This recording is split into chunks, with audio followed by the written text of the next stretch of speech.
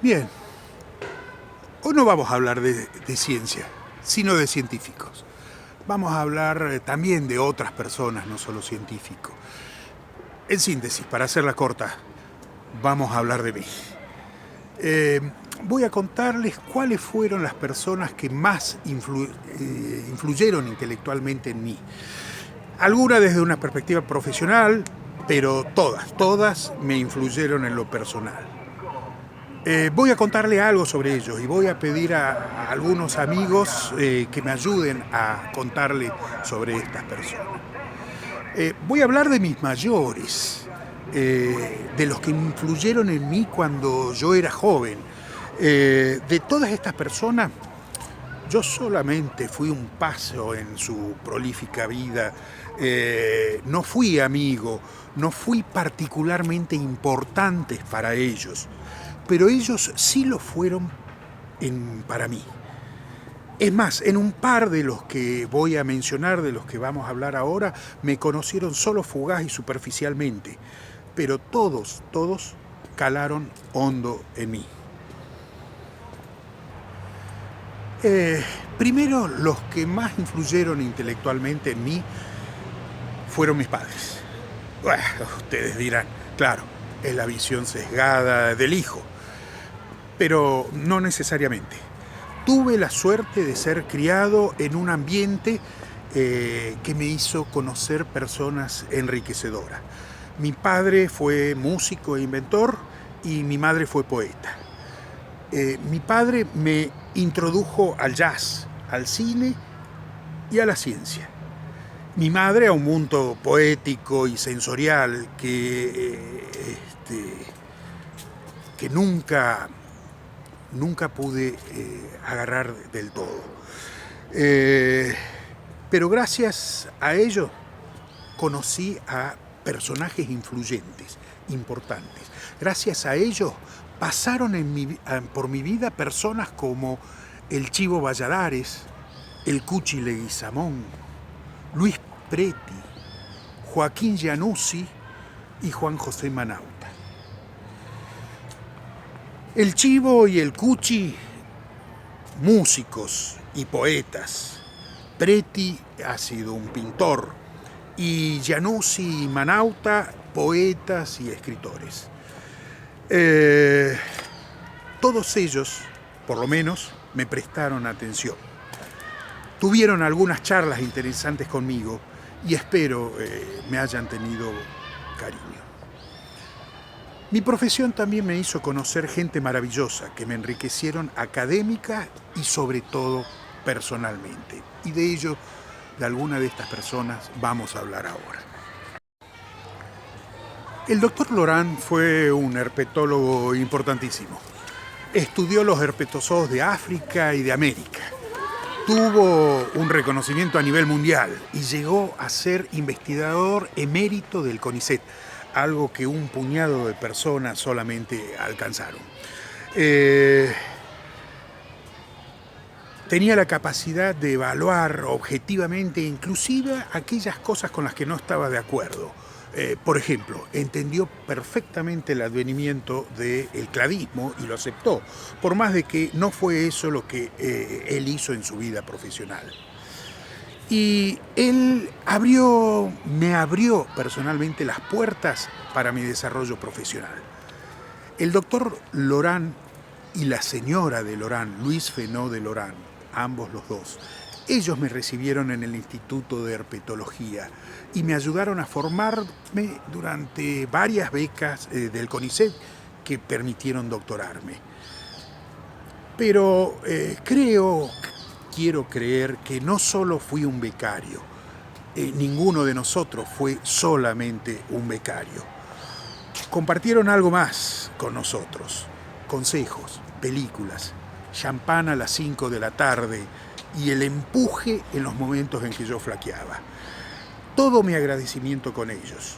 Fueron tan cariñosos conmigo y tuvieron tantas expectativas en mí que cuando me doctoré me regalaron 2 tomos del Ulises de James Joyce. Aunque sí lo leí, nunca pude comprenderlo en toda su dimensión. El Ulises es un libro muy difícil, pero los Lorán me lo regalaron porque creyeron que yo podía ser capaz. O sea, tuvieron fe en mí. Pero para charlar más del doctor Lorán, voy a pedir a Esteban Lavilla, quien tuvo una relación muy especial con él, que nos hable un momento.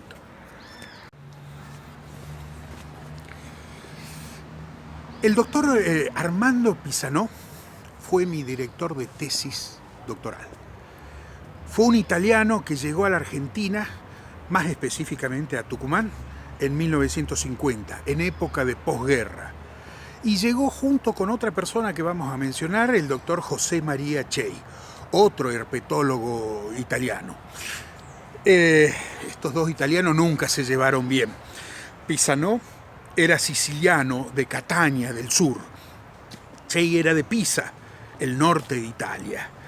Siempre había una rivalidad entre regiones y ella se continuó entre estas dos personas. Cuando yo conocí al doctor Pisano, era el director del LAVINE, el Laboratorio de Investigaciones Embriológicas en Buenos Aires. El doctor Pisano, también como el doctor Laurent, fue investigador emérito del CONICET. Fue un embriólogo experimentalista. Trabajó principalmente, pero no únicamente, con embriones de anfibios y de peces.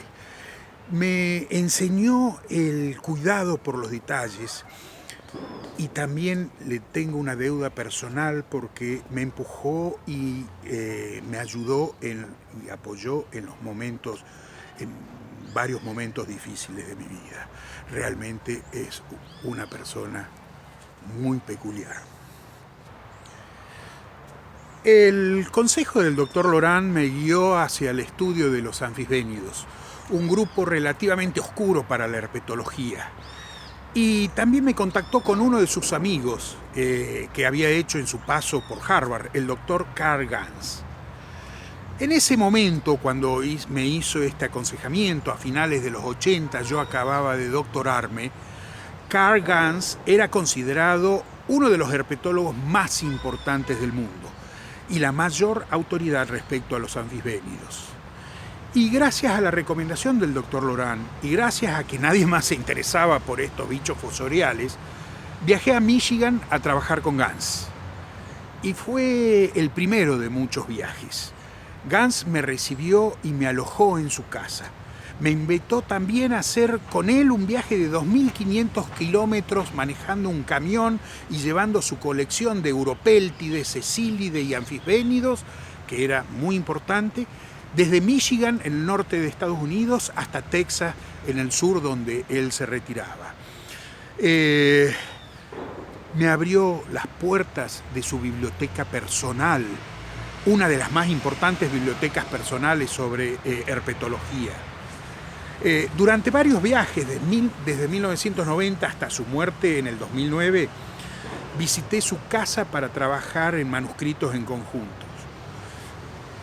No era una persona fácil, por su exigencia en el trabajo, básicamente. No puedo decir de que yo era su par, él estaba muy por encima de mi nivel, pero nunca me lo hizo notar, siempre me trató de igual a igual. Eso en el trabajo, pero cuando tomábamos café o cuando charlábamos con su mujer Mabel, o manejábamos por las carreteras norteamericanas, casi fuimos amigos y eso me enorgullece muchísimo. Era Carl Gans una persona socialmente encantadora, muy culta. También hicimos otro viaje en el que me llevó consigo, en donde él dictaba conferencias en el American Museum de Nueva York, en Harvard y en la Universidad de Cornell. Me llevó consigo y la gente se acercaba a saludarme y charlar conmigo porque yo estaba con Gans y suponían, erradamente, que si yo estaba con el gran herpetólogo debía ser una persona importante. Bueno, lamentablemente se equivocaron, pero así conocí a muchas otras personas, herpetólogos importantes de Estados Unidos. Para charlar sobre la vida y obra de Karl Ganz les voy a pedir a Aarón Bauer que nos comente un poco sobre su extraordinaria obra.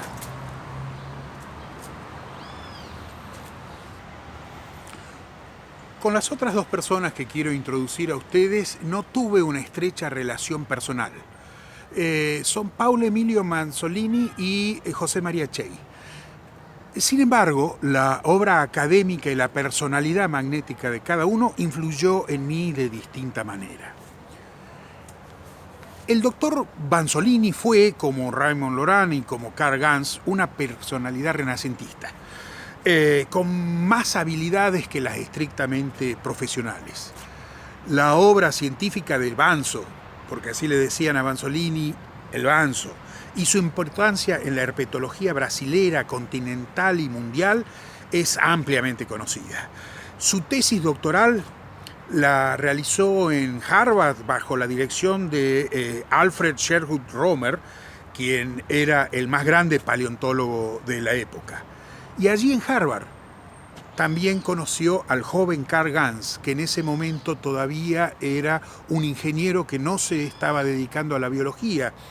Y fue justamente Manzolini el que lo introdujo a Ganz al conocimiento de los anfisbénidos, ya que la tesis doctoral de Manzolini, que la estaba haciendo en ese momento, en 1950, era justamente el primer arreglo sistemático moderno de los anfisbénidos.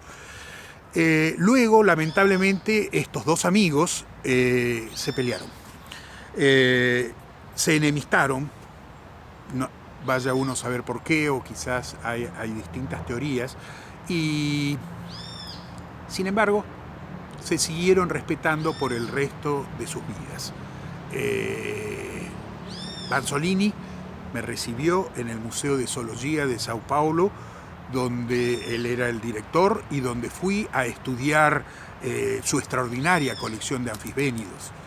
Y el gran Manzolini me abrió las puertas de su colección y hasta de su colección de separatas duplicadas, invitándome a que me llevase las que me interesasen.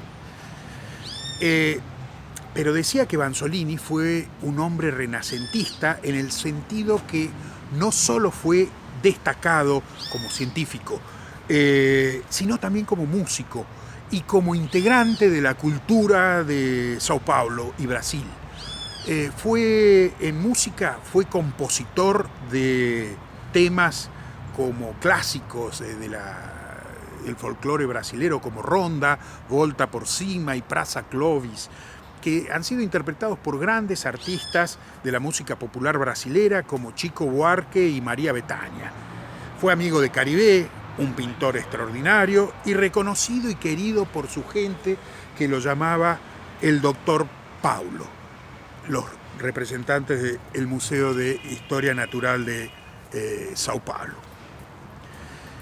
Y la última personalidad que quiero destacar es el doctor José María Chey. El doctor Chey venía regularmente a Tucumán, una vez al año.